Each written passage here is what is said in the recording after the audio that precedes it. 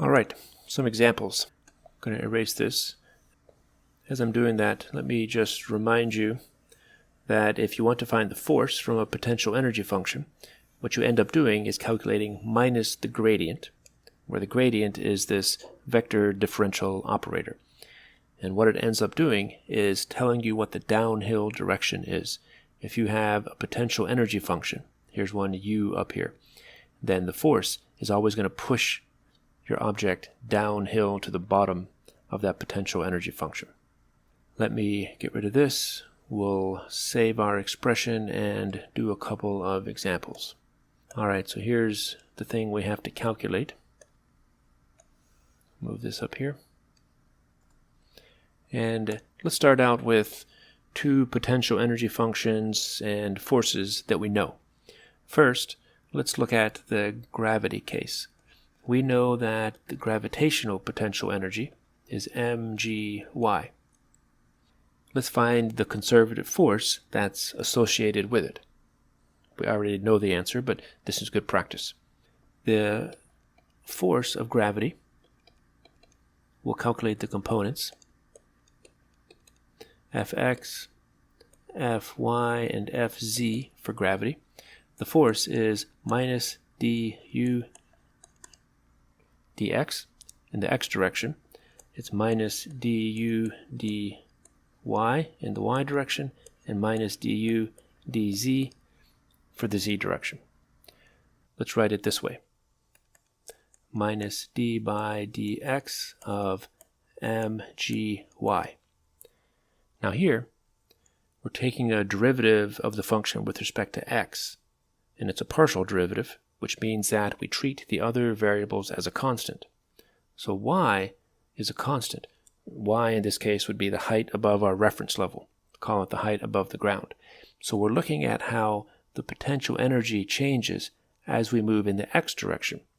That's sideways. Well, it's not going to change at all because y is a constant in this derivative. So we have 0. There's no x component of the force. Now it says, for the y component, take d by dy of mgy, and we can take this derivative and just get minus mg. This one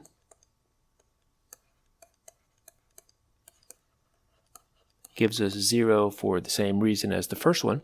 We're taking the derivative with respect to z, holding the other variables constant. So y is a constant. We can move in the z direction, which is going to be some other horizontal direction, and that won't change the height at all, so we get 0. So the only component that survives is this y component. That means that the force, as a vector, is minus mg with a j hat to give us the direction of that y component. So that is the gravity force that's associated with this potential energy. Let's look at the other potential energy function that we know about. I'll erase this and this. I'll leave some of this because it's going to be the same, and we'll rewrite what we need to. All right. Well, you know what? I need to get rid of all those g's and turn them into s's. So let's see if I can do that. Get rid of these g's, turn them into s's. Spring force x, spring force y, spring force z, and the spring potential energy is half kx squared. All right. So we know what the potential energy function is. It's half kx squared. And we want to know what the force associated with that potential energy function is. So we'll calculate the x component as minus d by dx of 1/2 kx squared. And that gives us minus kx. The y component is minus d by dy of half kx squared. That gives us 0. For the same reason that we had last time. We're taking the derivative with respect to y of half kx squared. In other words, how does the potential energy change when we change the y variable? And it doesn't change at all because it only depends on x. So that's 0. Same thing here. d by dz of half kx squared is going to give us 0 because half kx squared does not change as we vary z. So what is the force? It has only one component. The spring force has this x component minus kx with an I hat to give us the direction. Okay, those are the two that we know. Let's look at a third potential energy function that's just an arbitrary one that we make up.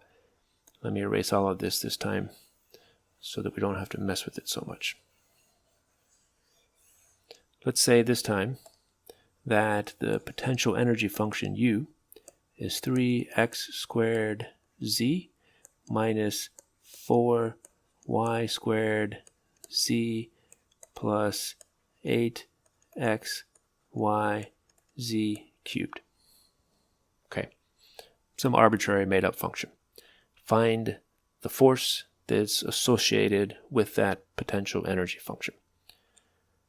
Let's go for the components.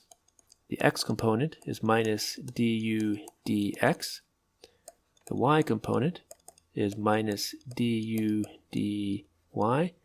And the z component is minus du dz.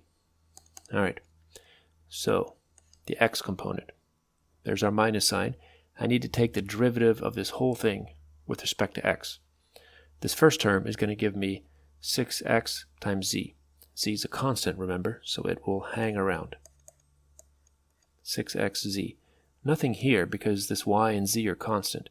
And here, I'm going to get 8yz cubed. And if you want, you can distribute that negative sign through. But there's the x component. The y component is found the same way. Take the derivative of that function with respect to y, holding x and z constant. So let's look through here. This first term is constant. That term doesn't change at all as we change y. This one is going to give me minus 8yz. And this one is going to give me 8xz cubed. And if you wanted, you could distribute that negative sign through. The z component gives us 3x squared. X is a constant, so it hangs around. 3x squared minus 4y squared. Y is a constant, so it hangs around. And here we're going to get plus 24xyz squared.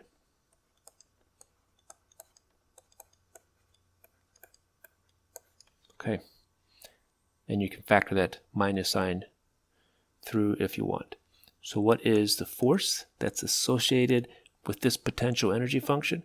Well, it's that x component we just calculated, this thing, with an I hat, plus the y component, this thing, with a j hat, plus a z component, this big thing, with a k hat.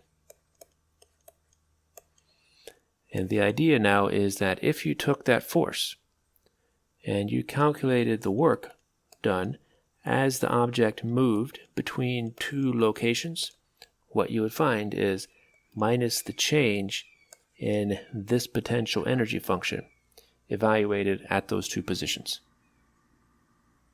All right, so that's the relationship between force and potential energy. It's an important one.